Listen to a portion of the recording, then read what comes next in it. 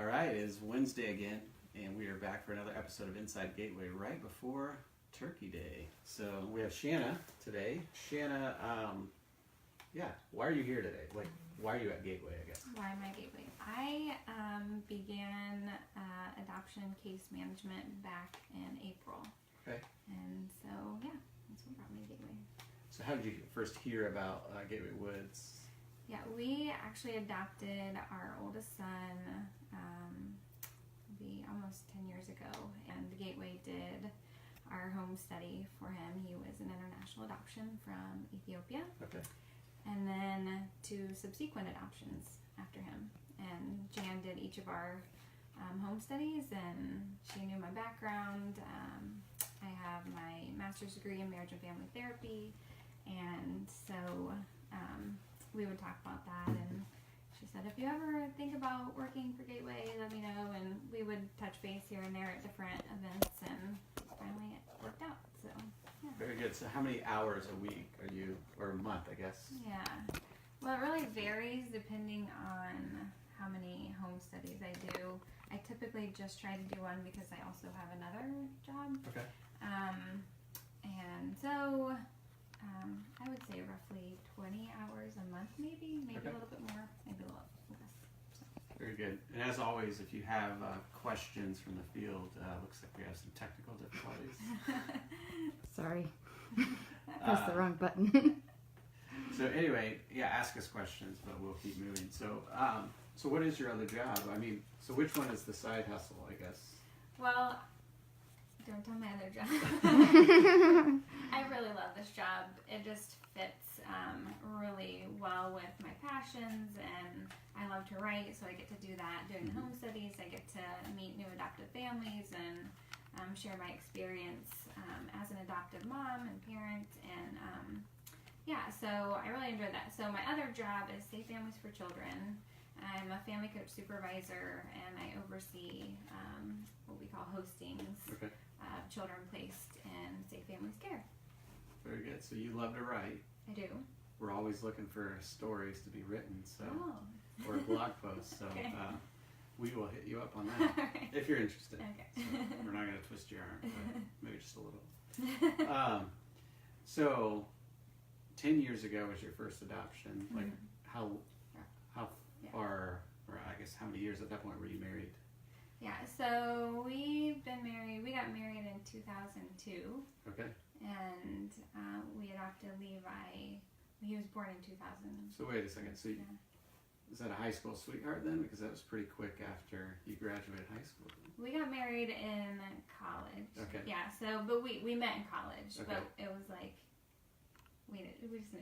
So Yeah. No, that's awesome. Yeah. Okay. So traveling to Ethiopia, we've done the same, and I would like to say it was mind-blowing, but I had been to some other countries, so the culture shock wasn't as much, but I found it was a very beautiful country, and it just, the people, and the culture there was just very loving. And what was your experience? Well, we had an interesting experience. At the time that we were traveling, our international agency was kind of basically falling apart. Okay.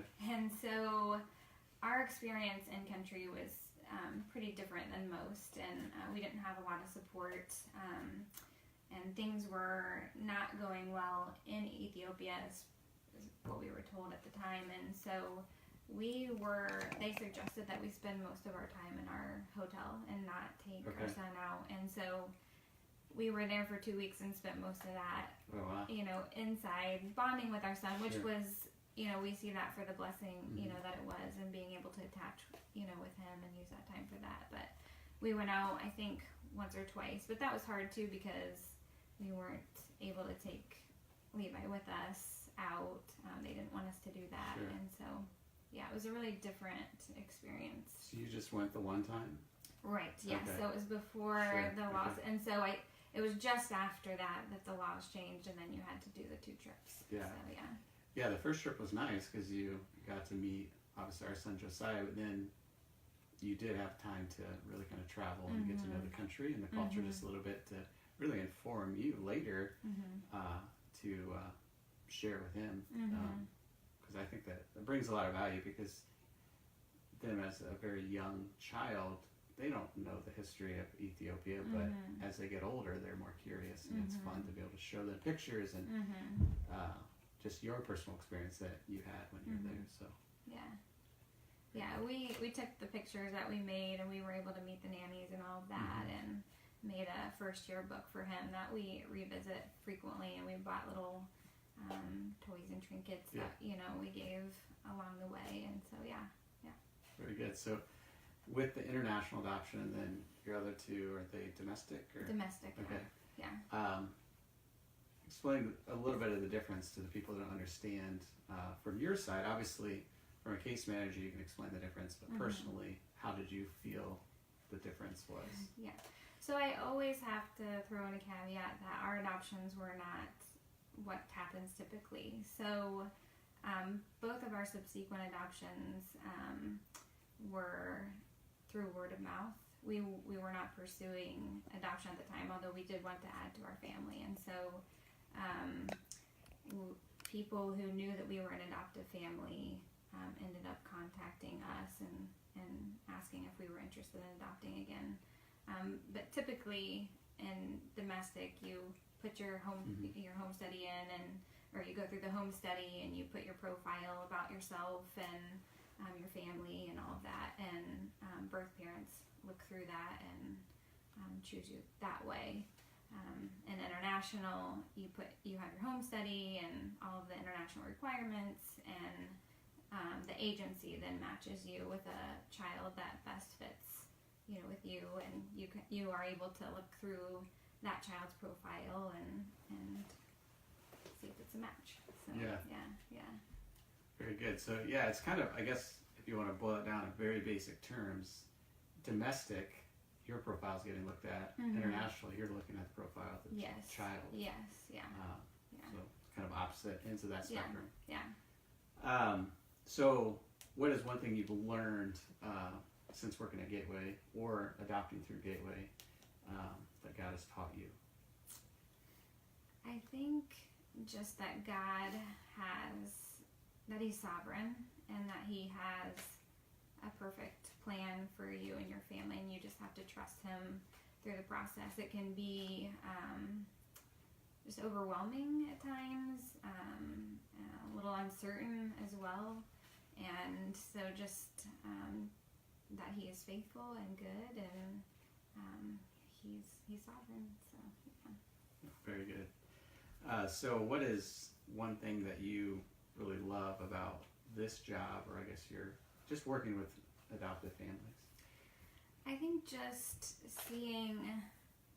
hearing why they want to adopt, and just digging into that a little bit more with them and making sure that they're prepared.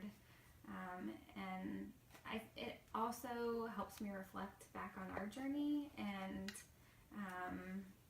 just being able to remember, I guess, what it was like being in their shoes, and reassuring them and walking them through those early stages. I enjoy that. So, yeah. Just being, you said your other job, you're a life coach, kind of, right? And just, I think having that experience and being able to speak truth to somebody, but do it in a way that is reassuring, and not just like it's just truth. It's truth and grace, as Jesus laid it out so perfectly in His Bible. So in the Bible, not His Bible. It is His Word. Very good. So this summer, you were telling me that you went to Maine. Was that the first time that you'd gone out east, or? I think it was the third or maybe fourth time. Yeah.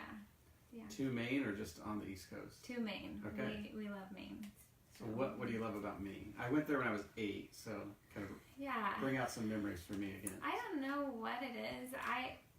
We went to Maine. I went to Maine once growing up, and I don't know what it was, but something about it just stuck with me, and I always wanted to go back. And so my husband and I, we like to travel, and we like being outdoors and camping and things like that. And so we just decided to take the kids, and we like Colorado as well, so we kind of switch off and on. But anyway, Maine.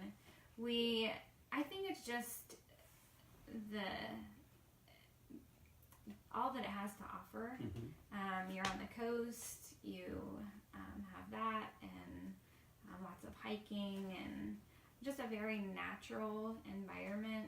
People are just real easygoing, and I feel like Colorado is more adventurous, where Maine is just relaxed, I guess, is the best. And just being able to slow down life in that way and enjoy God's creation and the different environments there. So. Did you go whale watching?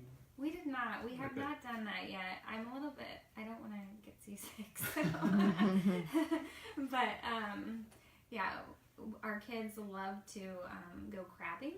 Okay. And so we stay this year, and the last time we went, we stayed at this campground, and they have little crab nets in this big long dock, and we have 3 boys, and they would just sit on the dock and just catch crabs and put them back, and catch the same crabs and put them back, and so they love it too. And it's just a good family experience, just putting everything aside, and there's very little technology, and you're out kind of in the boonies, and so you're disconnected, and it's really nice.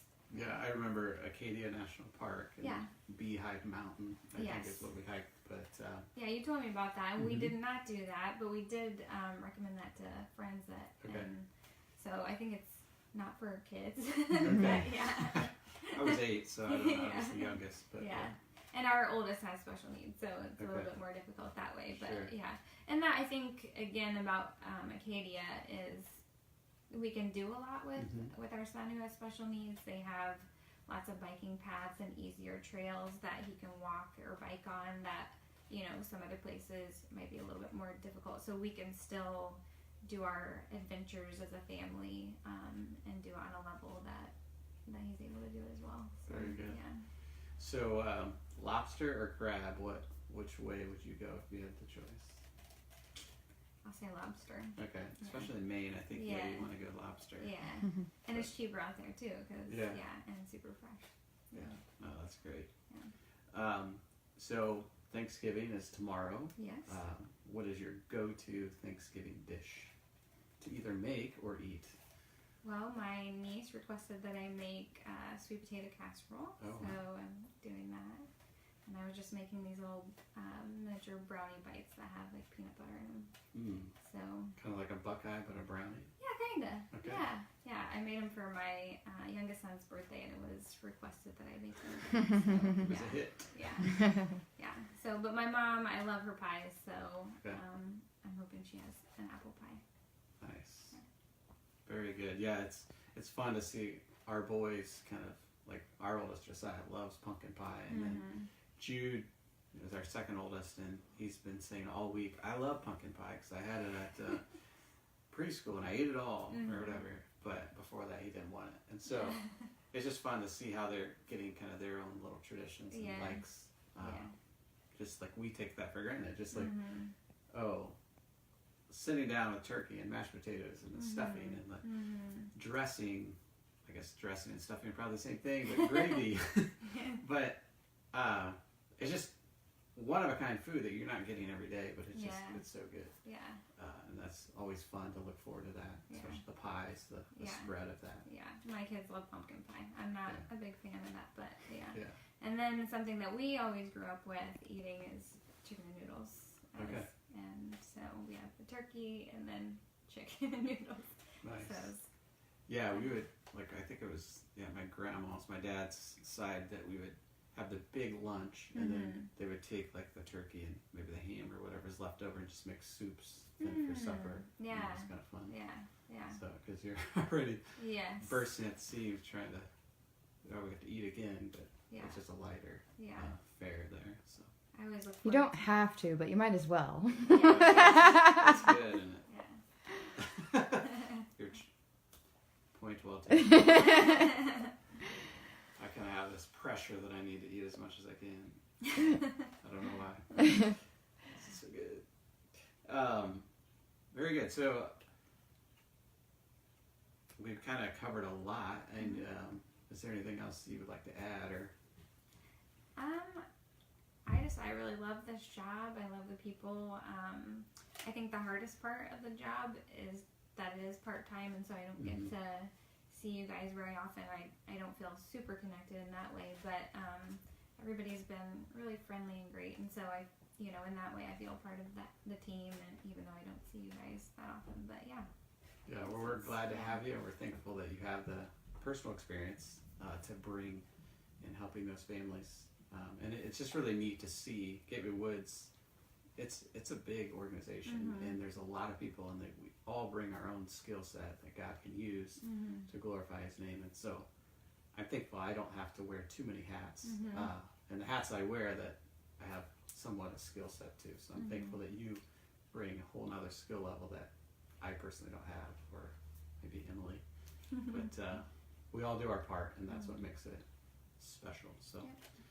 Anyway, thank you, and have a good, happy Thanksgiving. Yes, you too. Thanks for having me today. Yeah, and happy Thanksgiving. Next Wednesday will be Terry, another adoption case manager. You're probably wondering why we're doing so much adoption this month. It is National Adoption Awareness Month, so we're trying to kind of highlight that as much as we can.